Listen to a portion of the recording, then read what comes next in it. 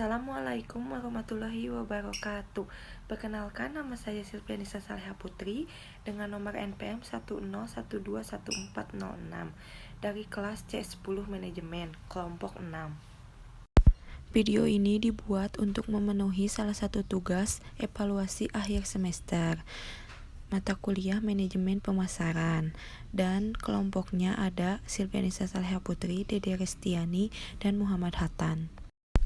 Adapun profil usaha yang telah kelompok kami wawancara yaitu nama usahanya Bakso Dono Ribon, jenis usaha penjual bakso, dan ada juga menu lain selain bakso.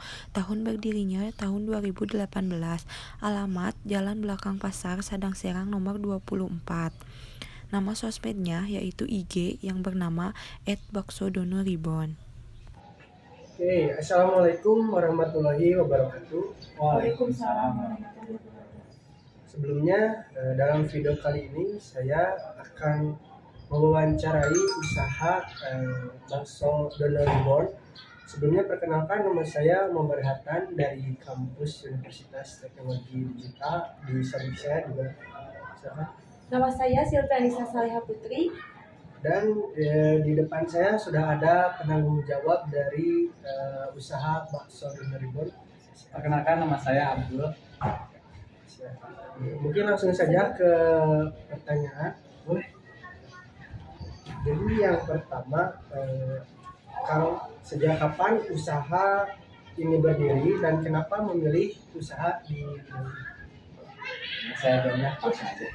Jadi dulu sebelumnya di sini itu ada kawasan pabrik dulu ya. Di bawahnya itu ada pabrik produksi mie ramen atau kulit pangsit, kulit batagor juga ada. Nah, dan di atas ini owner kami mencoba membangun sebuah restoran yang dikasih nama Bakso Dono Ribon. Berdirinya itu tepatnya tanggal 18 Februari tahun 2018.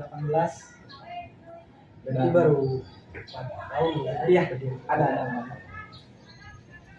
Dan kenapa kami menggeluti dunia bisnis ini ya, di bidang dunia bakso? Karena setelah saya analisis juga kuliner bakso itu masuk di kalangan usia berapapun juga, Ya. dari anak kecil Sama usia. Iya, betul sekali. Dan mungkin dari pertanyaan yang kedua, penawaran seperti apa Kang yang menjadi ciri khas di company di usaha ini dibanding yang berbeda dengan pesaingnya di usaha yang lain, di usaha bakso yang lain? Paling dulu kami sempat coba promosi penawaran door to door gitu ya. Door to door.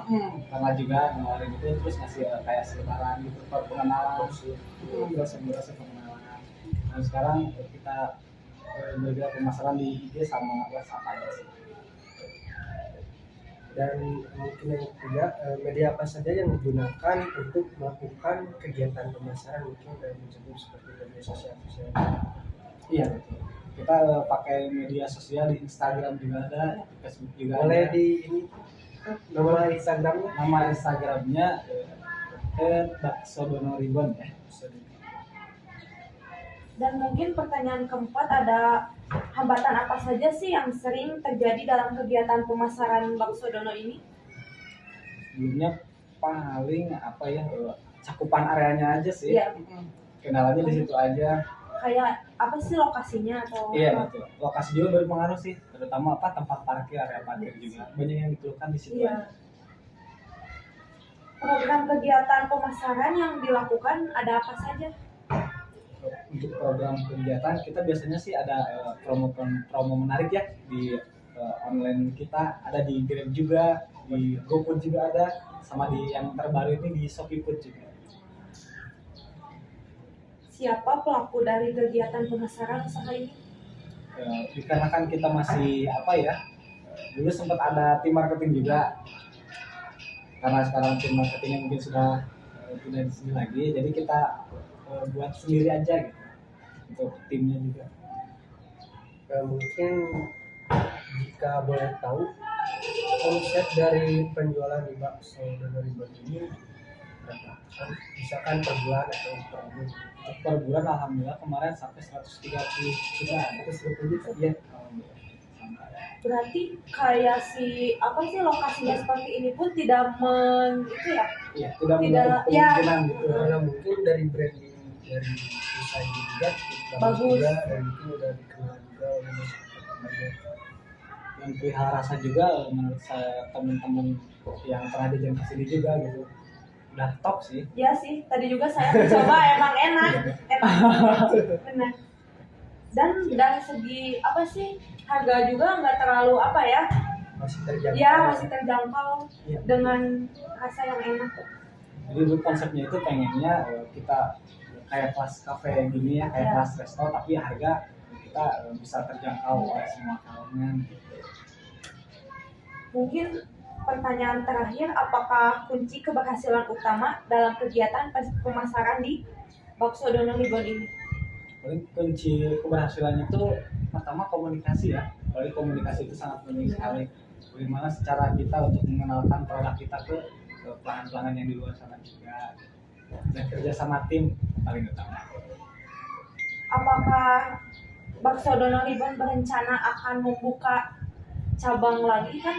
Yang saya tahu cuma baru ada di sini ya. Iya betul. Apakah ada rencana untuk membuka cabang lagi? Untuk rencananya sudah ada. Tapi nanti tinggal tunggu waktu eksekusinya aja. Oke, terima kasih ya. Ya, sama-sama. Sukses selalu buat pasar Iya, ini. Amin, amin. Siap. Sama-sama. Atur. Oke, mungkin demikian wawancara kami kali ini. Mohon maaf apabila banyak kesalahan kata. Wabillahi taufiq wal hidayah. Wassalamualaikum warahmatullahi wabarakatuh. Waalaikumsalam.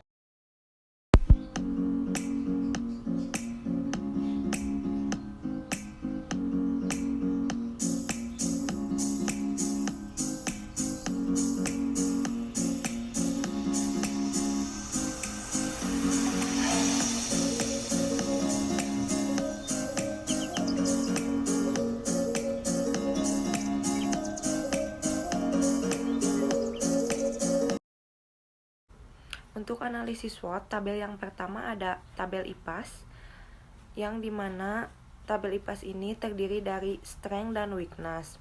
Untuk strength, yang pertama ada harga terjangkau, bobotnya 0,25, ratingnya 4, nilainya 1. Yang kedua, memiliki cita rasa yang enak, bobotnya 0,20, ratingnya 3, nilainya 0,6. Yang ketiga, tidak hanya berjualan bakso, ada menu lain, bobotnya 0,17, ratingnya 5, nilainya 0,85. Yang keempat, layanannya baik, bobotnya 0,18, ratingnya 4, nilainya 0,72. Dan yang terakhir, tanpa bahan pengawet, bobotnya 0,20, ratingnya 5, nilainya 1.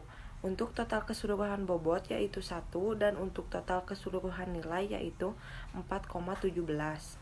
Selanjutnya ada weakness. Yang pertama, tidak tersedia tempat parkir, bobotnya 0,25, ratingnya 2, nilainya 0,50.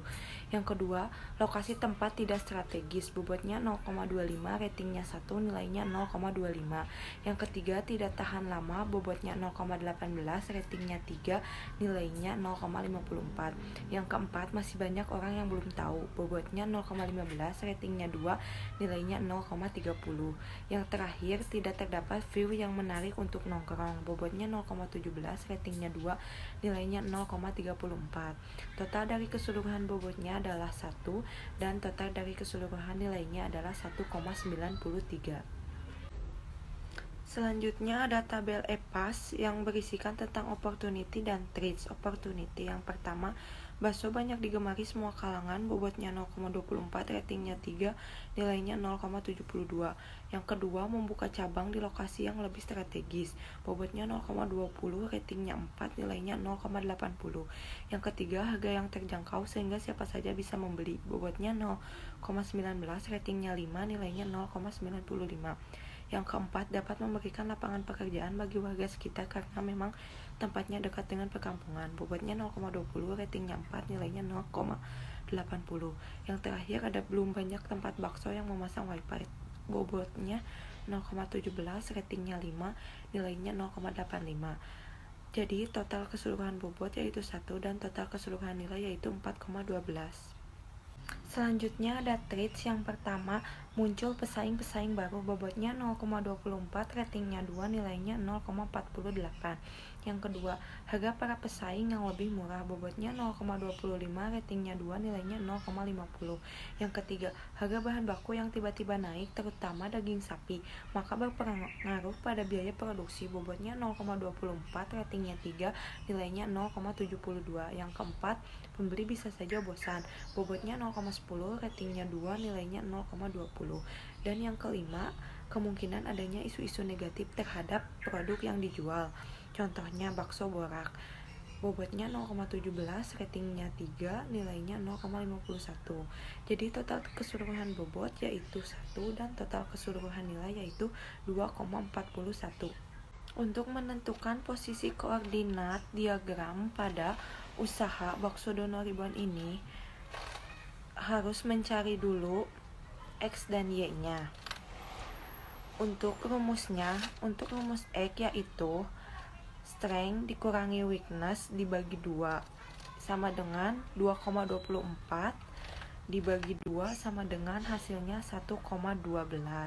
Dan untuk Y-nya, opportunity dikurangi threats dibagi 2 sama dengan 1,71 dibagi 2 sama dengan hasilnya 0,86. Maka dapat dilihat dari diagram yang sudah saya tampilkan ini, nilai X yang berada pada titik 1,12 dan nilai Y berada pada titik 0,86. Maka nilai dari keseluruhan X dan Y berada pada posisi koordinat yaitu 1, agresif. Yang dimana dilihat dari koordinat di atas, maka dapat disimpulkan bahwa usaha bakso Dono Ribuan berada pada titik koordinat 1, yaitu agresif. Yang dimana strategi agresif ini merupakan strategi yang bisa mendukung perusahaan untuk terus bisa memaksimalkan kekuatan serta memanfaatkan peluang yang sudah ada untuk bisa terus maju dan mencapai kesuksesan yang lebih besar lagi. Untuk mengembangkan usaha bakso Dono Ribuan diperlukan strategi pemasaran yang lebih bagus dan lebih baik lagi. Untuk itu disarankan menggunakan strategi marketing yaitu mix 7P. Yang pertama, ada produk.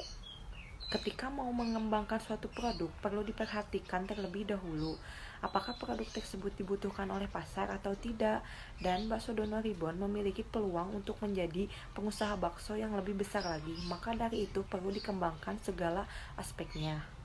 Yang kedua, ada price atau harga. Harga yang ditetapkan harus lebih tinggi dari biaya produksi yang sudah dikeluarkan. Untuk harga yang sudah ditentukan oleh bakso Dono Ribuan terlihat sudah cukup baik, karena memang harganya terbilang cukup terjangkau untuk kalangan mahasiswa. Yang ketiga, ada place atau tempat. Baiknya membuka usaha itu tidak hanya di sosial media atau online saja, karena agar konsumen bisa makan di tempat dan bisa melihat suasana pemrosesan pembuatan baksonya. Bakso Dono ini sebaiknya membuka lagi cabang di tempat yang strategis. Yang keempat, promotion. Selain dipromosikan lewat IG agar lebih banyak orang yang tahu lagi tentang bakso Dono Ribuan ini, maka bisa menggunakan TikTok atau platform lainnya yang bisa menjadi usaha ini lebih gede lagi. Yang kelima, ada people atau orang. Supaya usaha bakso Dono Ribuan ini lebih maju dan berkembang, maka memerlukan orang-orang yang dapat menjalankan pemasaran yang lebih bagus lagi. Contohnya endorse Telegram mungkin. Dan yang keenam, ada proses atau cara agar layanan terasa nyaman. Maka perlu memiliki prosedur atau mekanik agar pelanggan dapat menjangkau pesanan, contohnya dengan menggunakan jasa delivery. Dan yang terakhir, ada physical evidence. Baiknya jika usaha bakso Dono Ribuan memiliki physical evidence atau bukti fisik agar pelanggan dapat lebih yakin untuk membeli produk tersebut. Mungkin cukup sekian pembahasan yang bisa dapat saya sampaikan. Mohon maaf apabila banyak kekurangan dan kesalahan. Wassalamualaikum warahmatullahi wabarakatuh.